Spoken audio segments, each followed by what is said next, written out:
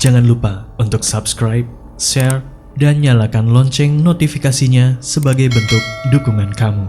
Do you see what I see? Hai, perkenalkan nama gue Dion. Kali ini gue akan bercerita tentang pengalaman di mana gue pertama kali bertemu dengan sosok yang mendiami kediaman gue, yang bernama Asih. Tapi, gue biasanya manggil dia dengan sebutan gadis gangster.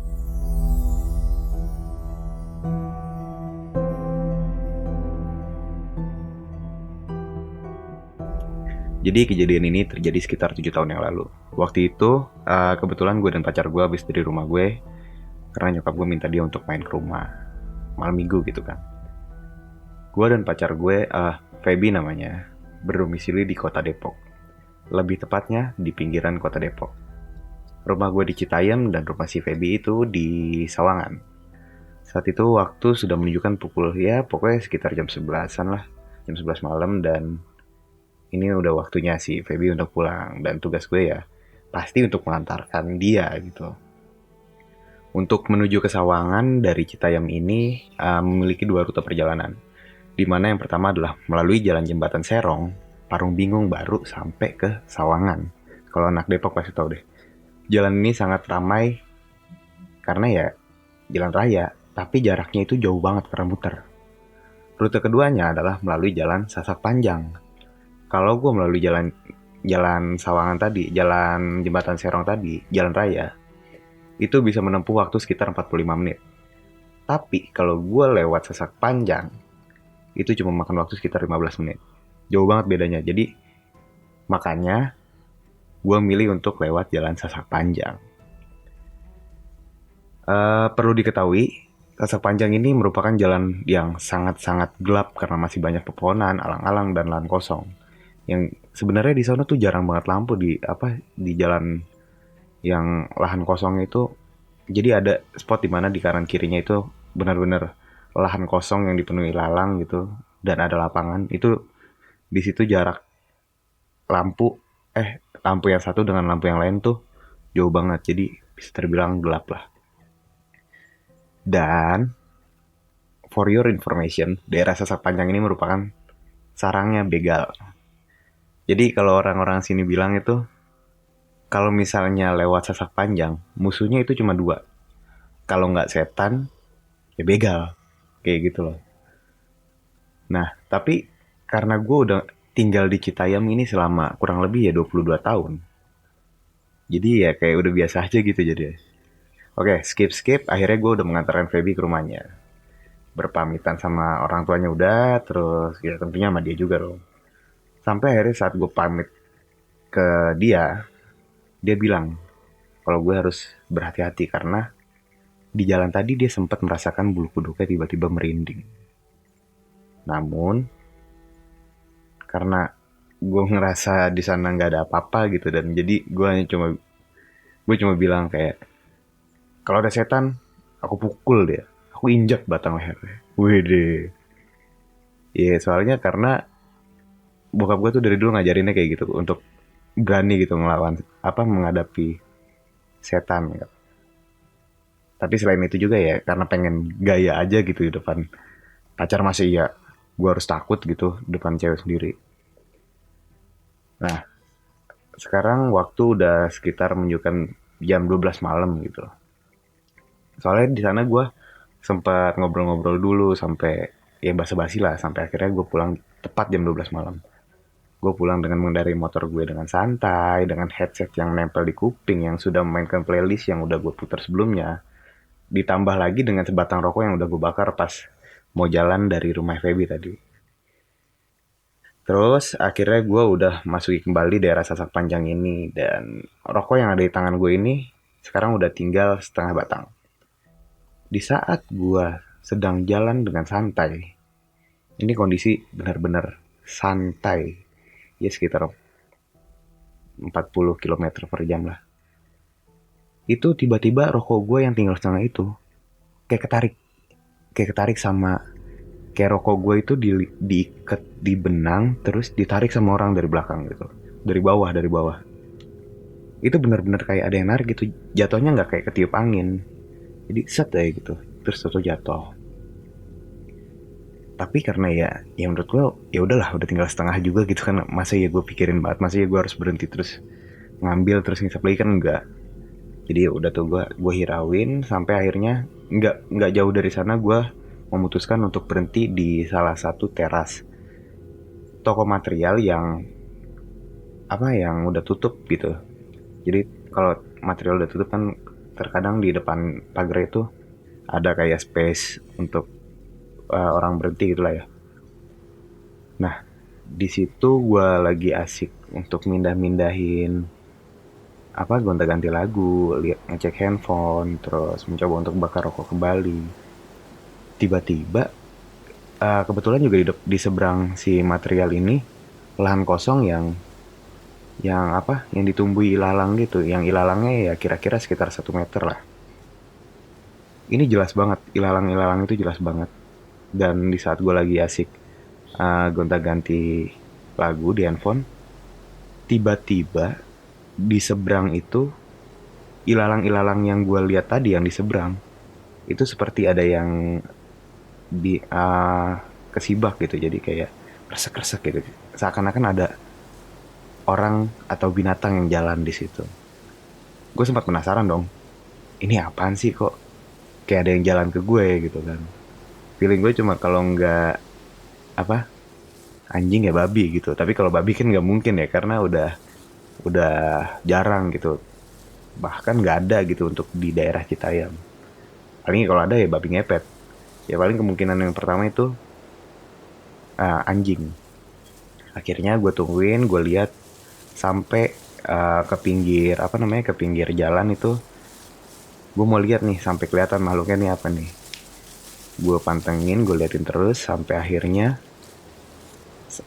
ilalang-ilalang yang tersibak itu benar-benar sudah sampai di depan mata gue, tapi nggak ada apa-apa, nggak ada siapa-siapa juga. Bahkan kayak binatang-binatang kucing, anjing itu nggak ada. Tapi ilalang itu seperti kayak ada yang habis berjalan di ilalang itu. Gue tanpa pikir panjang, gue nyalain motor, gue gas, gue tarik gas dalam-dalam, bodo amat, gue cabut.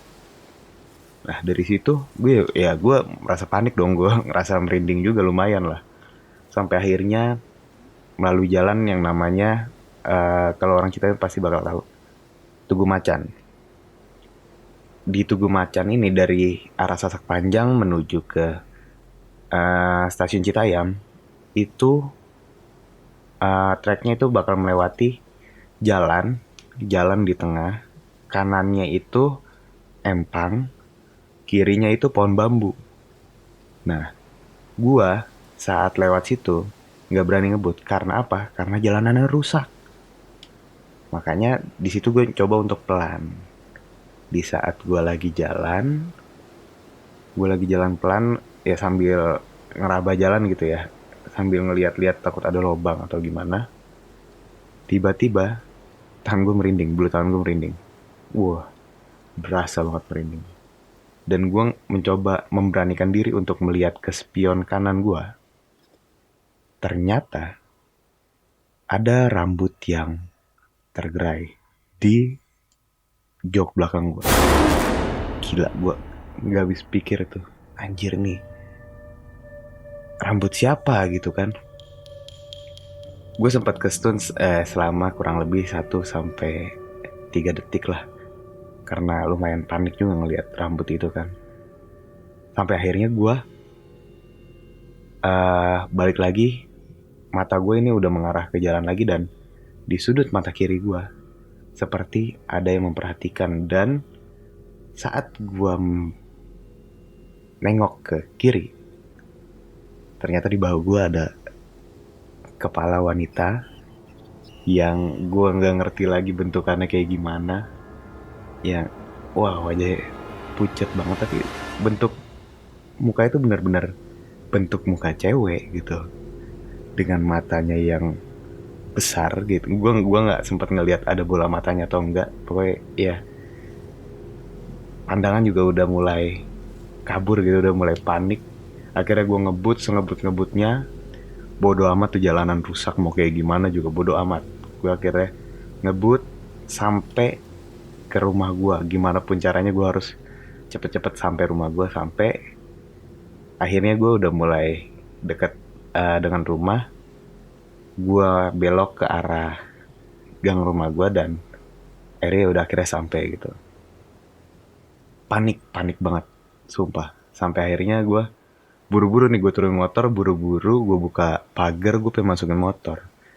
Nah, for your information lagi, di depan rumah gue persis yang jadi depan rumah gue tuh, di rumah gue tuh ada pagar, terus di depan pagar ya persis yang berdempetan dengan pagar itu ada pohon cempedak.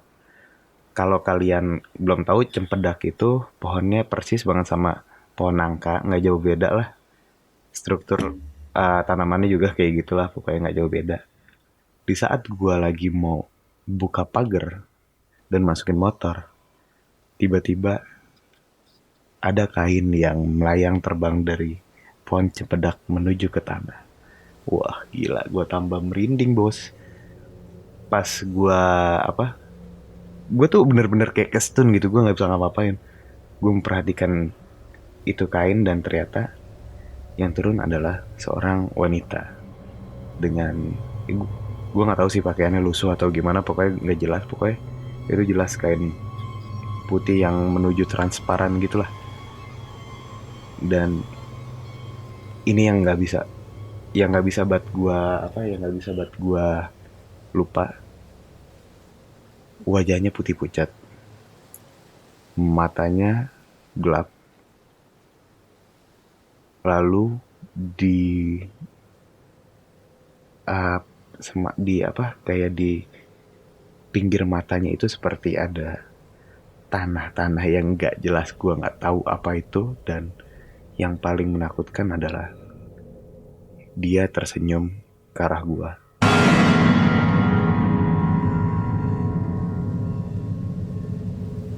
Namun senyumannya selebar-lebarnya senyum. Ujung bibirnya hampir memenuhi muka. Di situ gue nggak tahu kenapa gue akhirnya pingsan, gue nggak sadar diri. Sampai akhirnya sekitar jam 1:30 gue dibangunin sama teman gue yang ngontrak di depan rumah gue. Dia nanya, kenapa Yon? Nggak tahu gue tolong bukain pintu gue, tolong bukain pagar rumah gue, tolong masukin motor gue mau masuk sekarang. Kira udah gue ceritain tapi akhirnya gue ceritain juga di dalam di rumah gue. Gue barusan ngeliat cewek turun dari pohon cempedak, dan ternyata dia pun pernah mengalami hal tersebut, punya pengalaman seperti gue bertemu dengan si gadis gangster itu. Ya mungkin untuk sekarang cerita gue segitu aja. Next gue bakal ceritain pengalaman lainnya tentang gue bertemu dengan si gadis gangster ini, Rukia. Pokoknya banyak deh. Pokoknya nanti bakal gue ceritain semua di sini. Jadi segitu aja cerita dari gue. Bye folks.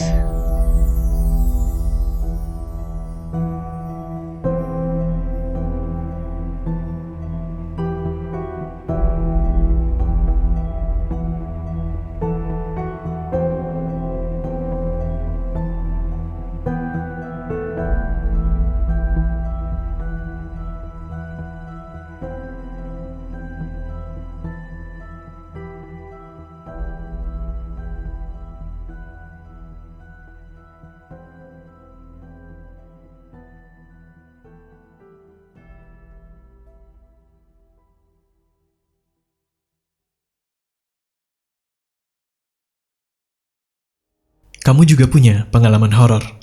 Kirim cerita kamu ke alamat berikut.